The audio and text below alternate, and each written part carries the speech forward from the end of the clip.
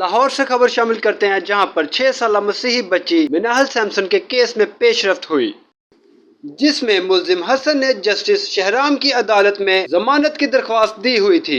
समाअत के दौरान जस्टिस शहराम ने दरख्वास्त को मुस्तरद कर दिया। गुज़श्ता साल 6 साल मसीही बच्ची मिनाहल सैमसन को उसके स्कूल के सिक्योरिटी गार्ड हसन नामी शख्स ने ज्यादती का निशाना बनाया था, जिसे बर वक्त पुलिस ने कार्रवाई करके मुल्जिम को गिरफ्तार कर लिया, जिस पर लवाहकीन का आला हुकाम से इंसाफ का मुतालबा और मुल्जिम के खिलाफ सख्त से सख्त कार्रवाई की दरख्वास्त।